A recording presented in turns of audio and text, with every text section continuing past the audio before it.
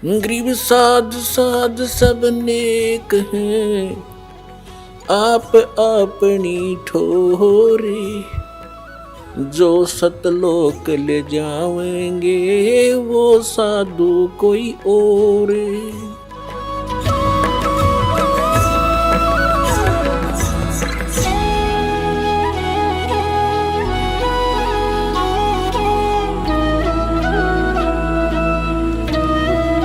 अब क्या बताते हैं कि इस ज्ञान के आधार से यहां कोई रह भी जागा, रह तो जाएंगे कुछ लास्ट से में, तो फिर क्या होगा? परमात्मा कहते हैं अभी जैसे इस भक्ति युग के दौरान और कोई नाम टूट गया किसी कारण से, उसने गलती कर दी। देखो दो प्रकार से विमुख होते हैं, एक तो गुरुद्रोही बन जाता है, उसको तो भगवान संभालता नहीं, उसको तो कई हजार युगों तक मनुष्य जीवन नहीं मिलेगा फिर। और जो वैसे गलती से कर जाता है, गफलत कर जाता है, भक्ति करता करता छोड़ दिया, तो उसने अपना काम बढ़ा लिया, फिर वो जाएगा जैसे आपको बताया पहले गणेश जी के लोक में, वहां अपने जीवन पूंजी नाश करेगा भक्ति की, फिर जाएगा ब्रह्मा जी के लोक में, फिर विष्णु जी के लोक में, फिर शिव जी के लोक। तो यहां परमात्मा ने एक ऑप्शन और बताई है आपको, कहते हैं शिव मंडल ब्रह्मापुरी चाहे विष्णु लोक में हो, हमरे गुण भूल नहीं तो आन छुटाऊं तो। कितना कितना रहम किया आपके ऊपर। कहते हैं यदि तू गलती से और बीच में गफलत कर गया, फिर पहुंच गया विष्णु लोक में, शिव के लोक में, कहते वहां तेरा फिर याद आ जा कि मैं तो गलत आ गया, ये तो पहले बताया करते गुरु जी, या तो मेरी पूंजी नाश होएगी, मेरा तो काम बिगड़ गया सारा। कहते वहां भी जो हृदय तो रोएगा ना तू, तुझे वहां से भी छुटवा लाऊंगा और पुनः मनुष्य जन्म दिवा के तुझे फिर से लाइन में ला दूंगा। इतने दयालु हम जी छोड़।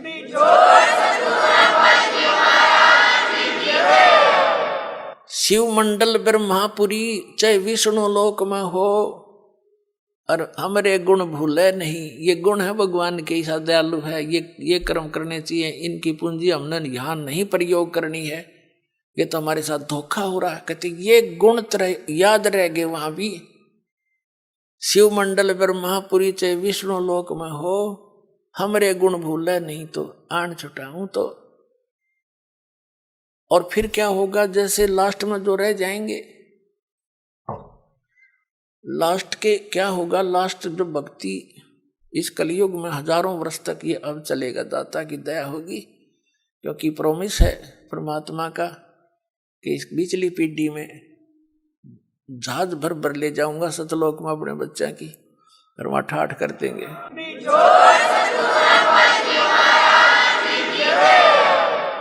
और पिछले लास्ट वाले फिर धीरे धीरे भक्ति कम होती चली जाएगी, गफलत में आते चले जाएंगे, सुख घना होगा, क्योंकि यहाँ पर सतयुग जैसा माहौल एक बार फिर बनेगा। और यूं सुख भी इस जीव का दुश्मन है। कबीर साहब कहते हैं कि सुख के माथे पत्थर पड़ो, जिसते नाम हृदय ते जावे, और बलिहारी व दुख के जो पल पल नाम रटावे। कबीर साहब कहते हैं, हमें उदाहरण देते हैं कि इस यहाँ के नकली सुख में अंधे ना होना। कबीर साहब कहते हैं आग लगाए से सुख के, जिस तो भगवान ते दूर हो जावा। हे परमात्मा ऐसा सुख ना दिए जिस तो आप ते दूर हो, और ऐसा दुख बनाए रखना जिससे आपकी याद बनी रहे। बलिहारी व दुख के जो पल पल नाम रटावे। तो इस प्रकार परमात्मा हमें अपने उदाहरण दे देकर समझाते हैं कि यहाँ क्या सुख की ज्यादा डिमांड करने की आवश्यकता नहीं है। जब सुख घना हो जाता है, ये जीव परमात्मा से दूर अवश्य होता है। आप देख लो कितना बड़ा सेठ हो, ठीक है, कभी महीने 6 महीना में कितना माथा टेक आया, 10,000 रुपये दे आया, बस इतनी सी रह जाती है इनकी। ऐसे मंत्री हैं, मुख्यमंत्री हैं, प्रधानमंत्री हैं, इन आस्था से है भगवान की, पर भक्ति नहीं कर सकते ये। ठीक है कि माथा टेका हुए हैं फॉर्मेलिटी सी, क्योंकि जीव है भगवान के लिए तो रह ही नहीं सकता। तो वो भगवान अगर इस मार्ग पर उनको लगाना चाहो, आज नेड़े भी ना हो, उन्हें तो बकवाद चाहिए, अच्छी बढ़िया बढ़िया कोठी लंबी कार, सामने घूटी छुट्टी कल्बा में बकवाद करनी, तो ये छोड़नी पड़े, तो वो छोड़ नहीं सकेंगे। वो जब छोड़ेंगे जब गधे बन लेंगे फिर को मार छुटवा होगा उनकी सारी।